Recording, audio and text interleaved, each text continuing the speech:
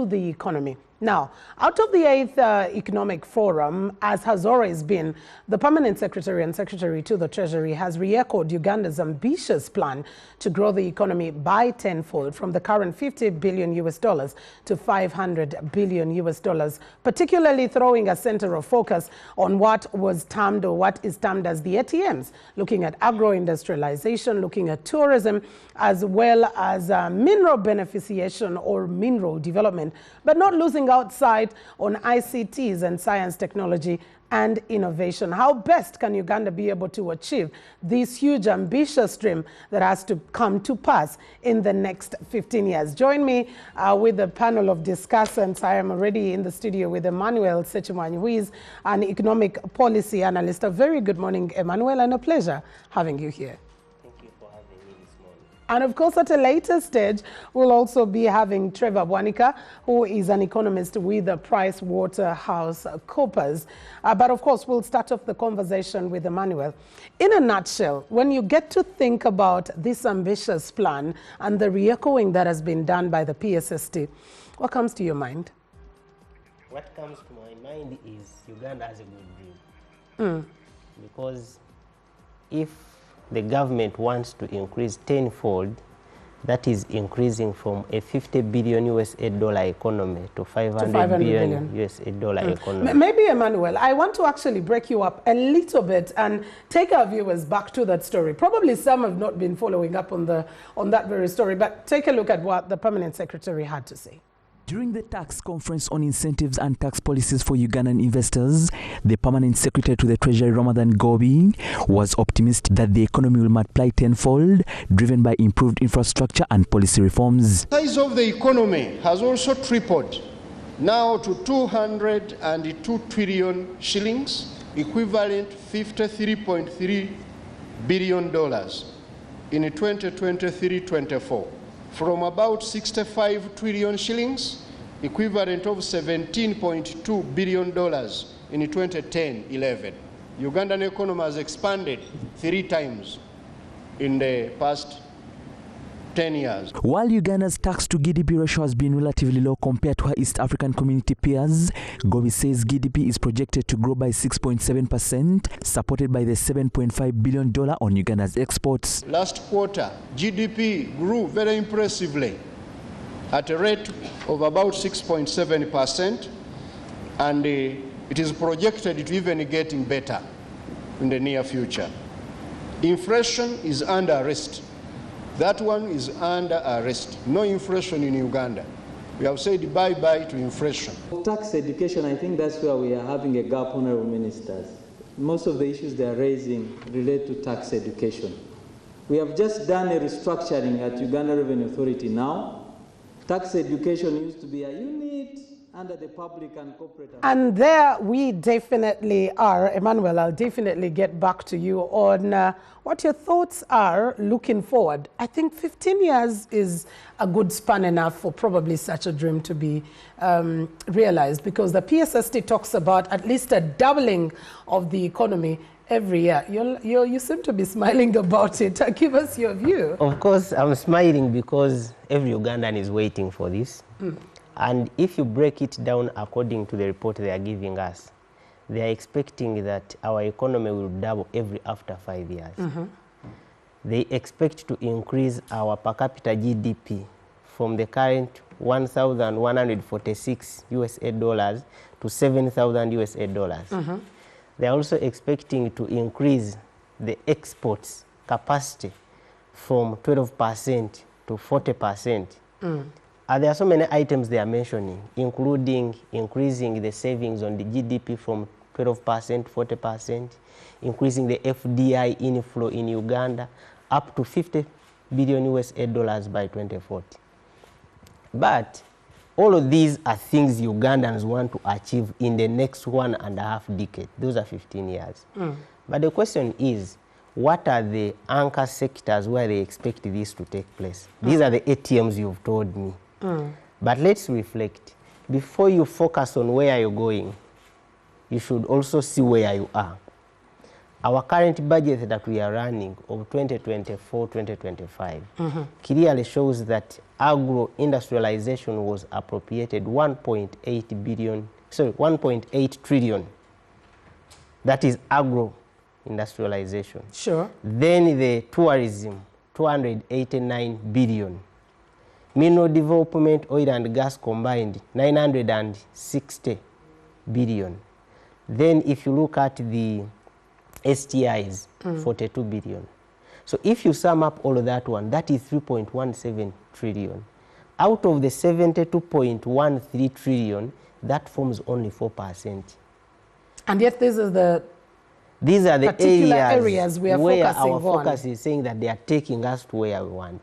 So realistically, you may say that where we want to be and the strategies to lead us there, we've not funded them properly. They are lacking to some extent. Maybe because the last budget they showed us that much of their interest is in the minerals that is coming in the next financial year, there I can say yes. But you know, Uganda is a good economy to the extent that the statistics are always in our favor. Because according to what he's explaining, our growth rate has increased by 6%. We are currently at the growth rate of 6%. Previously, in the previous year, we are at 5.5, and in the year before, we are at 4.6. So if you look at economists, they will tell you that for the economy to grow by 1.4%, that's a very high growth rate. But the question that should come to them, and even to us, would be, is someone feeling that growth rate at the grassroots? My grandmother in the village, when she walks up and goes to the hospital to receive medicine, can she feel the 6% growth rate? Her grandson, when he's going to the UPE school nearby, can that grandson feel that the economy of Uganda is at 6% growth rate? Even me, when I was driving and you coming here, on the roads, did you feel it?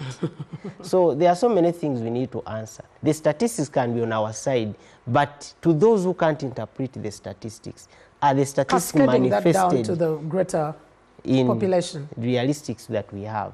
So for that reason, maybe there are some things they need to focus on most. We know that currently our budget is financed more than half by the revenue that we generate domestically. Yeah. Because the budget and the projections of URA stand at 31.98 trillion, what they are expecting to collect. I was happy in the first month of the financial year, the Commissioner General was saying that they even surpassed the target, the projections and the target. But if you're going to finance this budget using majorly internally generated revenue, that is domestic revenue, then you ought to expand the tax base. But that's a conversation that we've talked about forever, because a greater percentage of Uganda's economy is actually the informal sector. What more strategies can we be able to bring about to have the informal formalize? In fact, that's what I'm telling you at this point, that the informal sector need to be supported 100%, because they are going to create more jobs. The current statistics of the population census indicated that the youth, their percentage has outgrown, and they're educated. They need these jobs so that the government can collect these taxes through pay as you earn. These SMEs, you can collect corporate tax from them. And another area that we always take for granted, we have a lot of tax leakages. Tax leakages in a sense that we have so many areas where our taxes are getting lost. For example, Uganda is the only country whereby any investor, you should invest in him to invest in you. Okay. So the investor will come and say that I need this amount of money to start investing. And after that, so government commits to the investors. In fact, the government first invests in an investor for the investor to invest in Uganda. And you find out that that is another challenge as well. I want you to look at the tax holidays they give them. Previously, the tax holidays to be given, there were some criteria and conditions an investor would first fulfill. What is the percentage of Ugandans that you're recruiting? What is your contribution to the to what you call the corporate social responsibility? So you find out that an investor is given a tax holiday, but in actual sense, some of them don't qualify for them. You look at the incentives. Each investor that gets a challenge will automatically run to the government and wants a waiver of the accumulated taxes. You've been seeing the discussion in the newspapers that there are so many companies which didn't perform very well because of this reason and the other, and therefore they are coming to government in order to get a waiver of such taxes. All of those are tax leakages. The government ought to work on them in order to minimize the losses in taxes. Okay. I want Emmanuel to take you back to a very important conversation that you had. That is, while we want to be vis-a-vis where we are, definitely, and looking at the ATMs, as they've been referred to, as those areas, and when you made the analysis of only all of them combined having about 4% of the contribution or accumulation of capital given to them, I am thinking, then what needs to be done for these specific areas? Do we need to start by giving them the tenfold kind of growth in terms of what is allocated, budgetary allocations? How are we going to start from where we are at? So where we are is a gist of a challenge. For example, the tenfold is what we want to achieve in 2040. Yeah. But the question is, how are we committed on the strategies that are leading us there? That's what I was explaining. Agro-industrialization, we all know that the core of Uganda's revenue is generated from agriculture. And for the last 5 financial years, agriculture has not even been taking more than 2% of the national budget. So, and it is the one that you want to rely on. Even if you look at minerals up to now, they are telling us, but in the next financial year, that's when we start reaping on them. But the question, we're already ripping on oil and gas, at least as of the statistics that have been given. We're ripping as much as, by 2023, we were at about 3.9 billion shillings for oil and gas sector. Of course, the time we've been waiting to reap, we've not yet reaped yet, because we are expecting that all our domestic revenue will be solved by majorly oil and gas and mineral development, because that is now what is going to be compared to agriculture. If you look at tourism, even tourism requires a sufficient amount of money. If you look at countries that are developing and which were at the same level as Uganda, they have invested heavily in agriculture, they have invested heavily in the tourism sector, and on top of that, the infrastructure that are supporting the generation of income, they are very strong. So sometimes you find that some Ugandans have very good ideas, entrepreneurial in nature, but they are not supported well. Yet this money would be there to support them. You talk about tourism, and my mind goes back to one of the presidential addresses during COVID-19, where he actually did separate the economy into two, the leisure and pleasure economy, and then what he would have termed as the major economy or the serious economy. Do you think it's that kind of feeling that's not giving tourism a chance to be supported as much as it actually does give to the economy? I still believe that the tourism economy can do very well than it is doing. But the question is, what is the commitment of the government towards it?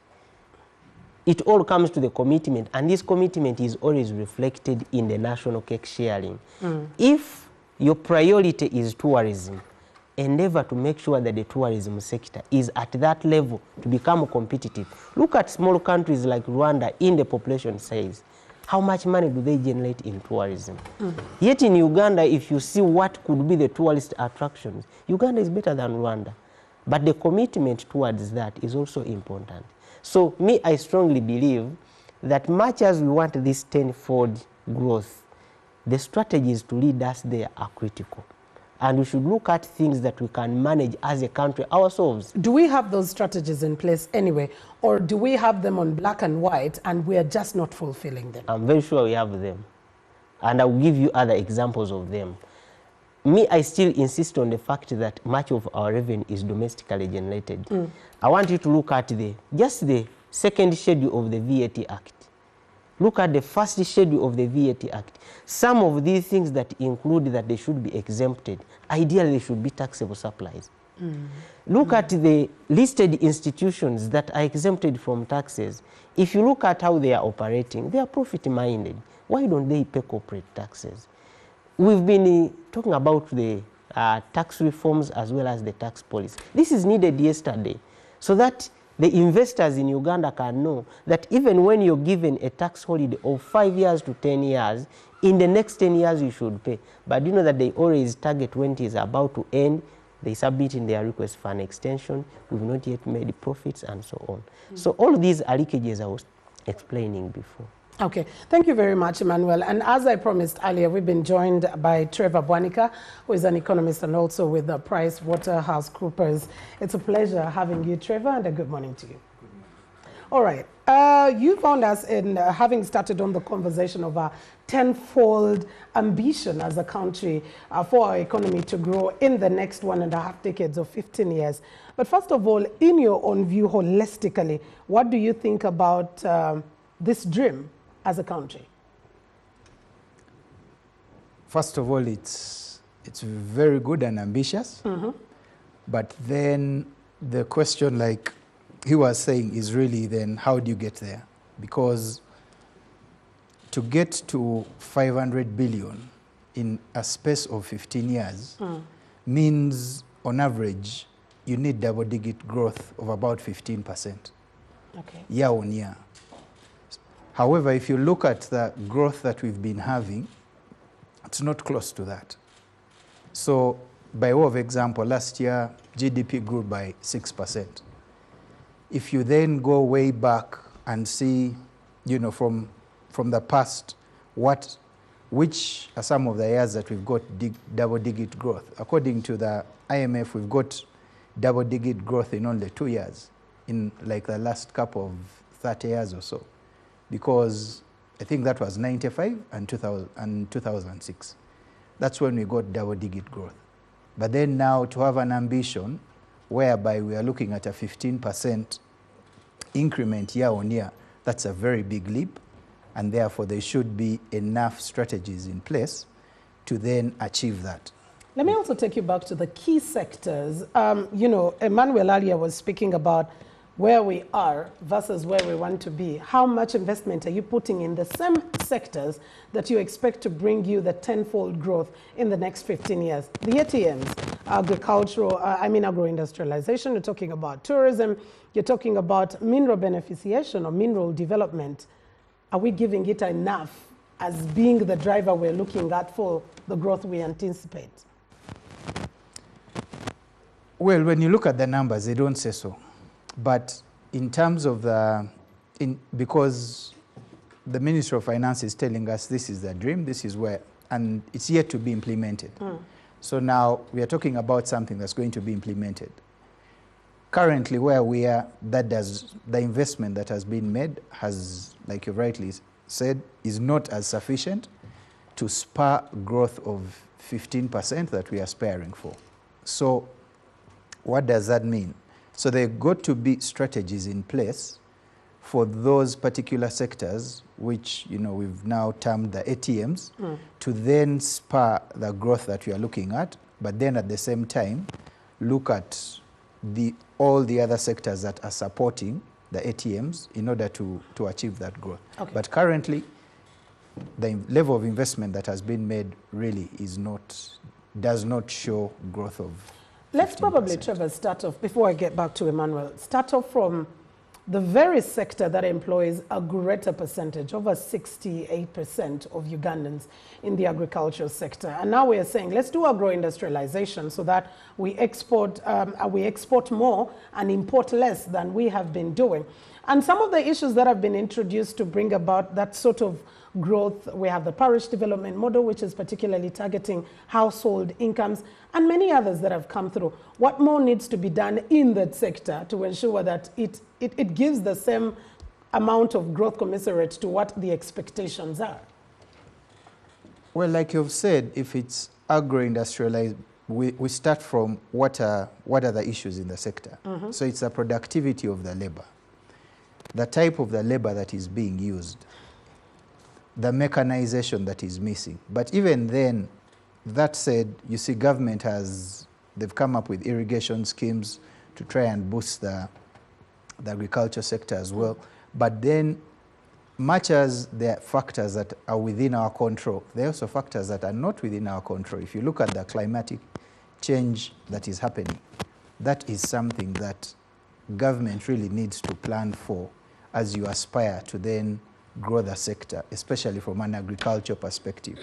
Because if we are going to grow, like you've said, if you're talking about 70, 68% people involved in that sector, so for you to get to an economy of about 500 billion, then that sector has got to then employ more people with skills, as well as looking at technology, automation, as opposed to people who are going to be given hose, who are going to be given implements to then go and till the land. Because then that may not get you to what you're aspiring for. Because if you're aspiring for $20 billion out of agro-industrialization, that has got to be done via mechanizing, via improvement in the seedlings, post-harvest, you know, support and all those things. So that can get you to such a level. But if we are still using the type of technology and mechanisms that we're using currently in agriculture, it will be very difficult to get to 20 billion. All right, thank you very much, Trevor. Let me bounce some question back to Emmanuel. I'm thinking about a sector that is employing a great percentage of Ugandans, yet grossly subsistent, dependent on the weather. There is less mechanization. Just the other day, the president was complaining about land fragmentation, but even just quantity in terms of being able to supply. For example, let's take a look at the Teju factory in Soroti, the Soroti fruit factory. Is it even being able to function at a good percentage, or it is still underutilized? And I'm looking at all those avenues and I'm thinking, this is where we actually want to start, but are we there yet? Before I come to that, among the issues they are raising that may affect or hinder the achievement of a tenfold climate change, inconsistencies in exchange rates and so on, inflation, as well as much as they are saying that inflation is no more, but when you go to the bank to borrow money, there is an inflation rate they always attach on the loan you're getting. So to get back to these companies that are producing locally, for example, Teju, the moment you notice that there is a local farm producing an item, but indeed we are still importing the same item. Teju is manufacturing this juice from mangoes, oranges, and so on from the eastern part of Uganda. But at the same time, we are still importing the same juice in Uganda. What are we trying to do? Because we don't have enough supply anyway. It's not enough supply. It's because maybe we have that mentality that local farms cannot match the imports that we are getting. But this should be the responsibility of the government to finance as well as support these local farms so that what they produce will even outcompete what the Ugandans want to import. I've heard many times, even in the recent engagement between the president and the traders in Kololo, he was overemphasizing the point of import substitution. Why would you import what we are producing locally? To me, I will even buy his idea. It is not supposed to be.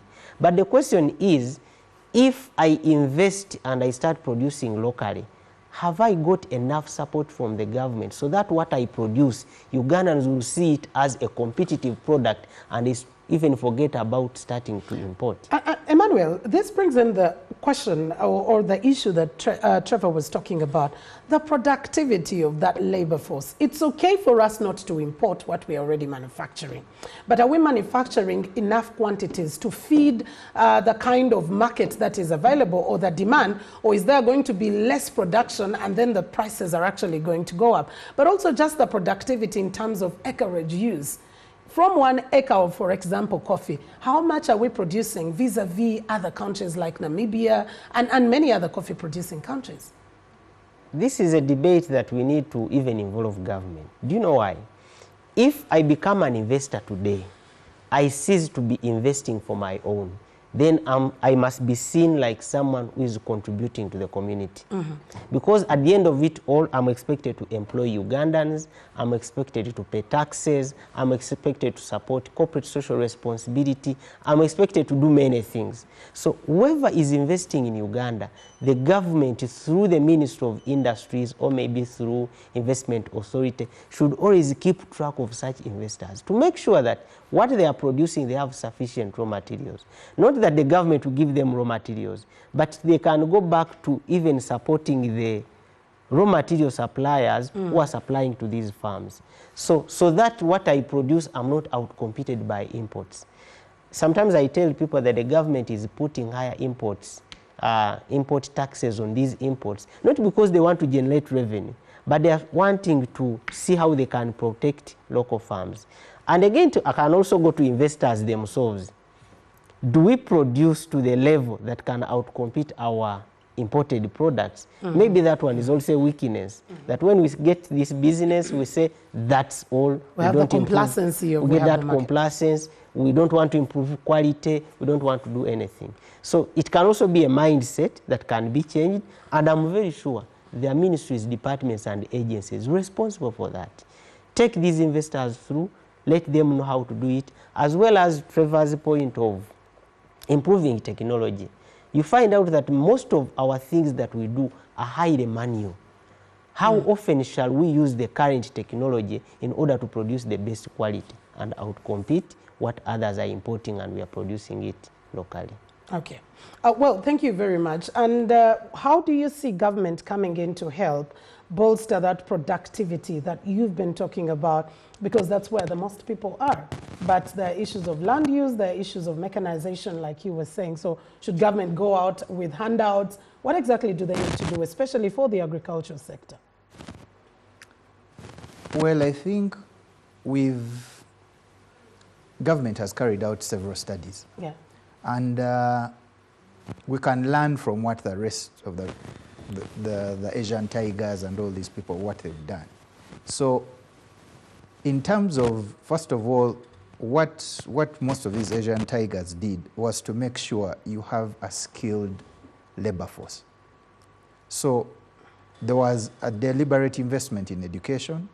There was a deliberate investment in human capital development. So once the people who are involved in these sectors know what to do and have been empowered, then naturally the sector will have to grow. Because at the end of the day, we go back to the basics. So you need to make sure all the factors of production are in place. You know, the labor, the land, and all has been utilized properly. In terms of policy, then that's where the government also comes in, because we've got to resolve the land usage policy, because the land is too fragmented. So if you're going to have a push of $20 billion coming out of agro-industrialization, chances are you're not going to do that on 1 or 2 acres like you're saying.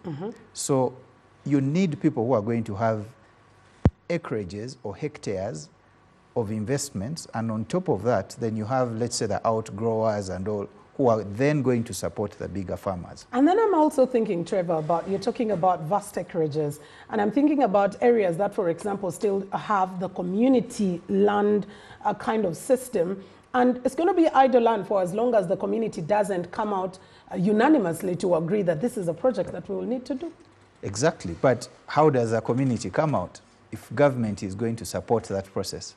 If government, because now, like, you see, the government has come out, they've told us it's, 2040. So that projection has got to go down to someone in Nakapiripirit to see themselves 15 years from now being an owner or having a stake in an industry. So that vision has to be sold by government.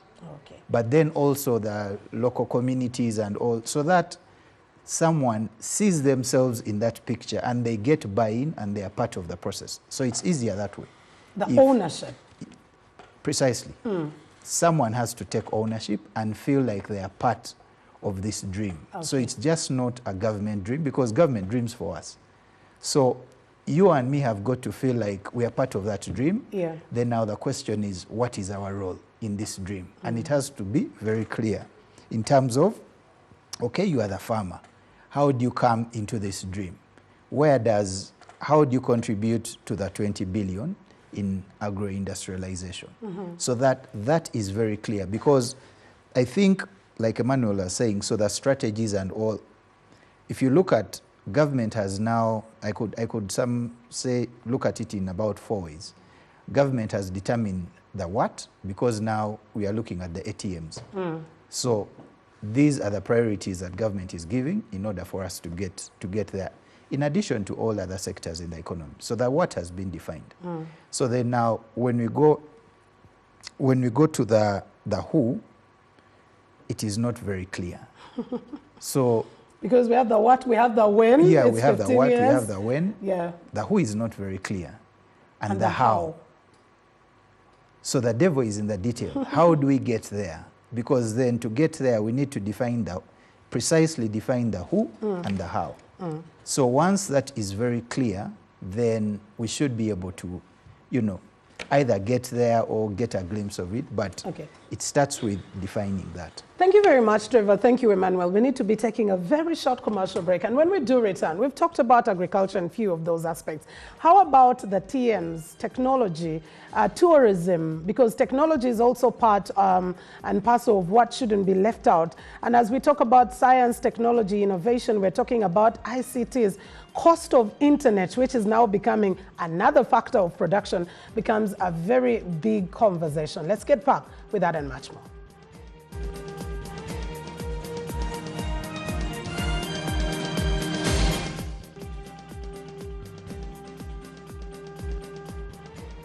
Welcome back, and thank you for keeping it NBS Television. This is the topical discussion. Welcome to the second segment of it, where we're talking about Uganda's tenfold, growth strategy for the next 15 years, looking at the ATMs, looking at STI and ICTs. And with me in studio, I am still with Trevor Bwanika, an economist with PricewaterhouseCoopers, but also Emmanuel Sechimanyu, who is an economic policy analyst. Emmanuel, let me start off with you on the matters tourism. When I get to look at some of the numbers that did come through, I think tourism managed in the last financial year to surpass or to hit the same mark that it had pre-COVID times, which was about 1.2 million people or more than that, and gave us in over $1 billion shillings in terms of dollars. But have we been able to broaden it away from, when you talk about tourism and someone's mind is going to the flora and fauna, what is the product, differentiation that we're given? When we look at the tourists, when they do come, how much time are they spending? How much money are they spending in Uganda vis-a-vis the other East African countries? And then I get to look at issues like infrastructure. I am not going to sit on an 8-hour drive all going to be able to see one particular area in a park. Thank you, Mildred. Now, tourism in Uganda, we still see it as leisure, yet it is business. To the extent that we are even thinking that tourist attraction should be to only foreigners who come to Uganda. Me and you and him, we are also tourists in Uganda. But how often have we even visited these areas? Other than moving to our workplaces, in the evening we go to Cafe Javas, we think we are touring. But Uganda has as many tourist attraction sites as possible. But even the Ugandans, I think, they have not picked that interest to become the first pioneers to be called the tourists. We think that the tourists should always come from those countries. And in fact, for us, we want always to go to Dubai, go to other countries, European countries, and so on, without even first exhausting our Uganda. So that patriotic sense of Ugandans, knowing that the revenue generated from tourists should not only be from foreigners, but even Ugandans. That is also important. Maybe the tourism industry has to do that sensitization to make Ugandans patriotic to love their tourist attraction centers. That's one. Two, when these foreigners come, how do we treat them? It is also important, because tourism is embedded with other sectors. Because when a tourist comes to Uganda, is expected not only to visit the tourist centers, but is also supporting our hotel industry, is also supporting other industries. So the question is, when they come, which kind of hospitality do we give them? You've had scenarios whereby they come and they are shot in the game park. So which signal is it sending to the other tourists who would wish to come in the next episode? So this does not mean that tourists are not handled very well, but such a small signal can scare other tourists. Even Trevor would wish to go to Maction Falls and know that at one point someone was shot. That one will scare them. So that is also important. Three, how is tourism embedded with IT?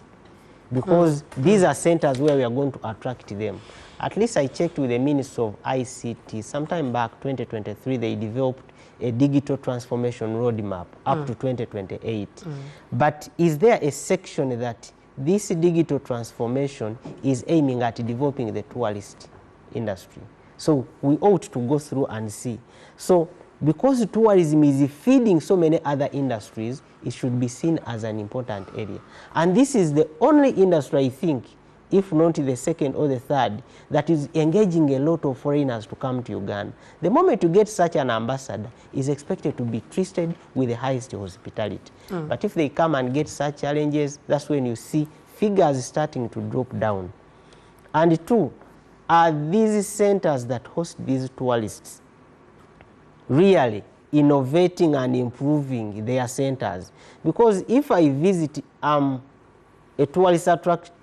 tourist from Uganda, I visit a place today, I expect that if I go there after 2 to 3 years, I'm seeing new things. If I realize that what I saw last time is what is there, automatically I will not come back. So if I'm a Ugandan and that is the mentality, what about a foreigner who is coming to Uganda? So do we keep changing and improving this industry so that each time they come, there is something new they are seeing? And two, when they are moving from the airport up to those tourist centers, remember they are not flying, they are moving on road. On the road. They are meeting so many challenges here and there. What is the signal they are getting? So because of that, we should not only look at the tourist section alone, because it is moving together with other sectors. You mentioned a very key point about domestic tourism, and that is where I want to get to, Trevor. Are we doing enough to even, apart from schools that do tours, how many more adults actually get to visit these attraction sites? But also then that brings in the question of our product offerings. Should it be the same that every time I am just going to visit animals? Can't we adopt, for example, maybe cultural tourism, culinary tourism? Morocco is doing that very well. West Africa is doing that very well. But also the pricing. I bet you've heard quite a number of Ugandans who will say it's cheaper to even get on a plane and go visit areas like Dubai or wherever than visiting Uganda, because you're first of all going to be charged in dollars and very, very high prices at that. Yes, and Emmanuel makes a very good point. So domestic tourism is very critical for development of the industry. So because you're looking at the foreign side of things, and then you're looking at the domestic side of things. Yeah. But for the domestic side of things, then there are a couple of parameters that you also need to look at. What's the purchasing power of a typical Ugandan? Because you'll find that for so many people, after school, they hardly visit anything. Why? Because one, it's out of interest. Two, we still have a low purchasing power in terms of, our GDP is still low and all those things. But that said, then tourism is also changing, like Emmanuel has said. So we need to move with the times. And also the investment needs to be reflected in the same manner. And I'll give you an example. When you look at the the so-called Gen Z and compare them to like the older population, let's say the baby boomers or Gen X or whatever it is. So for the baby boomers, they were very much focused. They were asset centric in terms of getting their satisfaction, in terms of feeling happy. It was very asset centric. You had to own a house, you had to own a car and all those things. When you look at the Gen Zs and the generations that come after, theirs is more of experience. So I'm happy to go and visit Mwea and go for Nyege Nyege when I don't have a car. So now the question is, how does then the tourism industry look at such a person? Because if taking an example of Uganda, the domestic tourists are really going to be the younger population. If you're talking of more than 70% or so below 30, there's got to be a deliberate plan for that generation from a tourism perspective. So what is available for them? Because they want and need, theirs is a case of experience. So they need experience, they need to go to different places. And I mean, you even see it with the simple things that are happening. People go for a Rolex festival. Yes, true. And that's tourism, it's domestic tourism. So we've got to come up with all these other things. But are such initiatives also being supported? Because when Ugandans get to speak about the aspect of costing or price, the tour operators and all these persons in the tourism industry will tell you, let's talk about the costs that are incurred in giving you that luxurious treatment that you want to get when you visit this national park or another area. We're just trying to match up that so we can stay in business but still be able to offer you quality. Yes, and the point on pricing, because there's a myriad in terms of the tour. You're looking at the national parks, you're looking at the people who are going to, let's say, come and do their presentation for the tourists. You're looking at the people along the road as you go to the national parks. So that is all, you know, still very much focused on the fauna and flora. Yes. But like Emmanuel is saying, so over and above that, what else are we seeing? For example, we are seeing marathons. Sure. On 24th, there was a Rwenzori marathon. We are starting even to see people come through from Kenya, Tanzania to come and run. So an event like that attracts people. So if you're a local Ugandan that lives in Kasese at that time, then you should be able to take advantage of that, because yes, some of the parks are going to be expensive, but the different experiences that we are now seeing should really be, a Ugandan should really be able to participate in some of them. Because if I'm going to be in Kasese and there are people running, and probably the people need oranges or bananas, I can then go and have those bananas or oranges along the trek. So we need to think broadly about tourism over and above just the fauna and flora, like you are saying. I totally agree that we need to be able to diversify our product offerings. Our time is really first spent. But Emmanuel, let's talk about the issue of mineral development.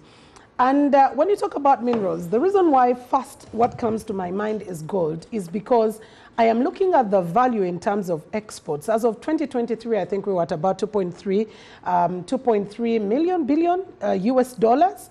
And unfortunately, when we got to talk about the taxation in the gold sector, because we've literally become a hub, transit of gold as Uganda is different, gauging from the parliamentary conversation that came through. And yet we are blessed with so many minerals. How much are we doing to ensure that we get out of that? Yet much of this is done by artisanal miners.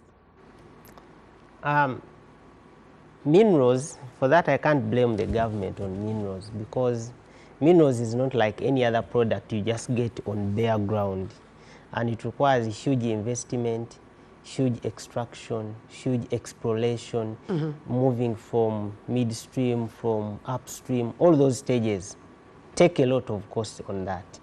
So I think we just need to be patient that according to what they are promising us, 2025-2026 financial year, that's when we are expecting to reap as big as they are promising. But I want to focus on the fact that how many players are involved in the mineral development. So the players who are involved, what is their share on the minerals? Sometimes you can find out that the government, we are very happy that we are going to get from minerals, but the players involved are going to benefit more than us. And it happens on the fact that even their investment was huge. So the question of how many players are involved vis-a-vis how many Ugandans are also benefiting in the entire process. Because minerals uses a lot of technology, and the fact that that technology comes with expertise, you find that most Ugandans are only at the bare standards of semi-skilled, providing small contracts and so on. So minerals may not sound profitable like the way the government would wish to get. Because at the end of it all, by the time these minerals are extracted, the cost of extraction will be greater than the profit and the cost oil you might share on it. And two, if you look at the technology that is moving around minerals, I was explaining about the means of ICT developing the IT transformation roadmap. The digital transformation agenda. So this digital transformation roadmap, away from minerals, at what extent are the Ugandans being supported to ensure that they benefit from it? If you see the cost of data that we are going through, because for you to have ICT, one, data must be available and cost-effective infrastructure. Talk about even the power that we are using and so on. Of recent, people were complaining about their car and so on. So what is the government's initiative to ensure that they subsidize even the ICT? I've seen countries whereby Wi-Fi is free, and that one is helping the hubs to develop. And in order to feed in the mineral sector, you must have a lot of innovation of other people doing business in order to feed in there. So it is not good that the government should leave some aspects to private sectors. Because at the end of it all, when these small SMEs don't come up to outcompete on the domestic and international scene, the government at the end of it all is also losing. So that's, I think, my opinion on that. All right, thank you very much. Trevor, yours on mineral beneficiation and just how much we're doing, but also the aspect of technology. Science, technology, and innovation actually does come through in this. We will boast of Kayola, BAS, Kira, EV, and many of these innovations, but just how far can we go? Because you've seen many keep on referring to, for example, the Kira electric vehicle plant as a white elephant, and yet we are saying we're moving into the STI direction. Well, starting with technology, I think it's not fair to say it's a white elephant. Because there's been an investment made. And the other day I was speaking to a friend of mine who was telling me, I think people from Botswana or something were flying in to come and see what Kira Motors is doing.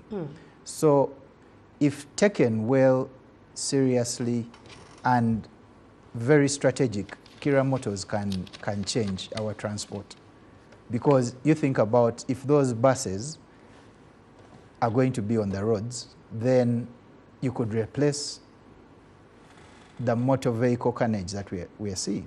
You could replace the traffic grid that we are seeing if it is properly planned for. Because the Kira investment is a big investment. Government has also given them some incentives in terms of what they are doing. So it's all a question of, we have what we have. Now, how do we take it forward? How do we leverage it? Because if it's going to work, and we've seen it work for other countries, because I'll give you an example. The Asian tigers that we are looking at, when you look at the South Korea, Hyundai was started as a family-owned business. Now it expanded. Right now you are in Uganda and you're driving Hyundais. You are in Uganda, you're using LG. You are in Uganda, we are using Samsung. These were family-owned businesses at the start. So if the dream is taken seriously, it's possible. But then now it's a question of how do you now, as government, make sure that that dream comes alive. From a minerals perspective, yes, the investment in minerals has not been a lot, because when I talk of minerals, generally I'm talking about from the mineral side and not the oil and gas, because the investment in the oil and gas has been significant, and we are seeing where it's going. There are laws that have been put in place, and I think now the whole issue, and you can see where it started with the oil and gas. So oil and gas beneficiation, government or the president said, no, we need a refinery. And that is part of the beneficiation, because then now you're able to buy oil, on the processed oil on the local industry. Then going to the minerals themselves. So yes, gold, we've been seeing it more, it's been more of a hub, but over and above gold, Uganda has other minerals that people are even not taking cognizance of. Uganda has rare earth metals. Yes, sure. And according to the studies that have been done by the Ministry of Energy, the second, Uganda after China has the biggest deposits. So the question is, how do we leverage that?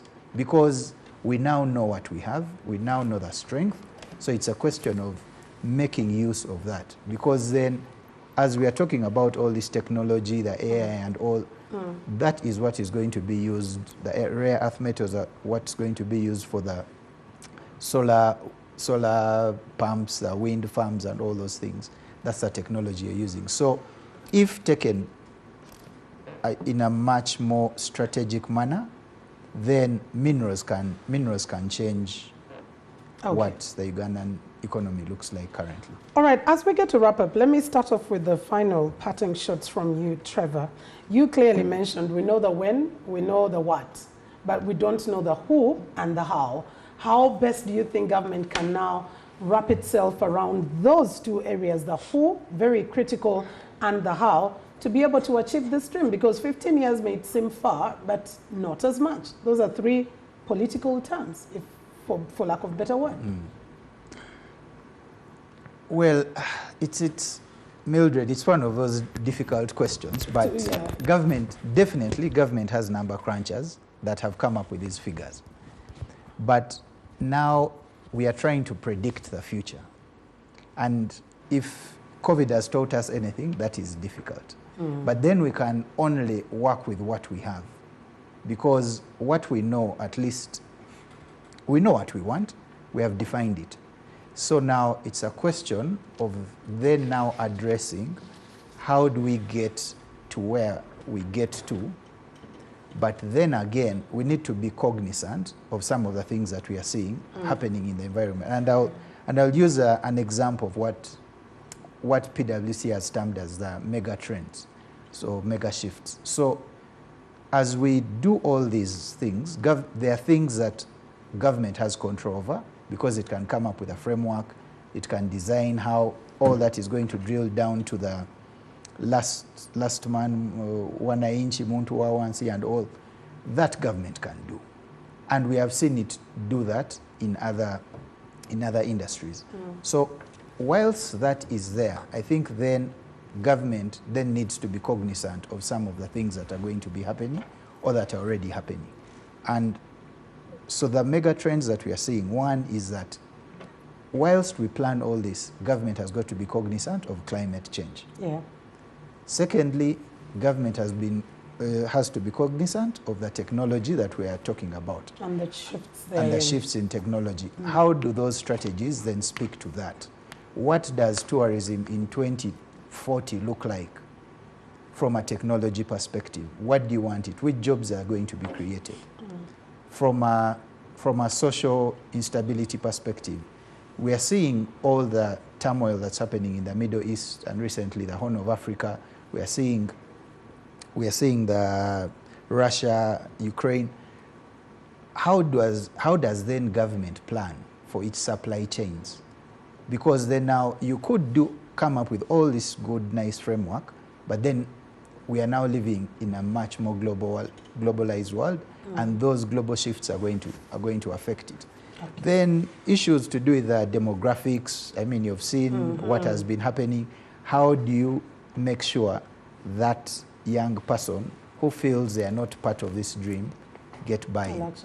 So there's a lot that happens, even the fracturing of the world. So there's a lot that happens, but I would interest you to read those trends. Very, very true. And when you talk about how government can enhance the demographic dividend, I think this is a conversation that has been on for decades, and Uganda being one of the youngest nations in the world. Emmanuel, as we get to the conclusion of this conversation, then what does government need to focus on the most? The areas have been highlighted, but you kept asking, and the same as Trevor, key questions around the strategy, the strategy, the strategy. If you ask the what, I will also ask another question. Is the government willing to be consistent for the next 1.5 decades on the ATMs? Because for you to achieve, we know that one of the key qualities of any standard, whether accounting standards, my friend Trevor will tell you, one of the key characteristics of any standard is consistency. Consistency, yes. We've been in Uganda for some time. And we have seen different programs that have been introduced to eradicate Ugandans from poverty. From Bonabagagawale, as we speak now, we are on parish development model. Each time you don't give consistency to something, at one point you lose it on the way. Yeah. They are telling us that currently we are focusing on ATMs, and will it be the ATMs up to 2040? Because if you drop them on the way, it means that you're developing new strategies on how to achieve something. So the government, one, needs to be consistent with what they have proposed. But one would so say, that Emmanuel, that you need to do monitoring and evaluation and see what works, see what doesn't work, and then re-strategize.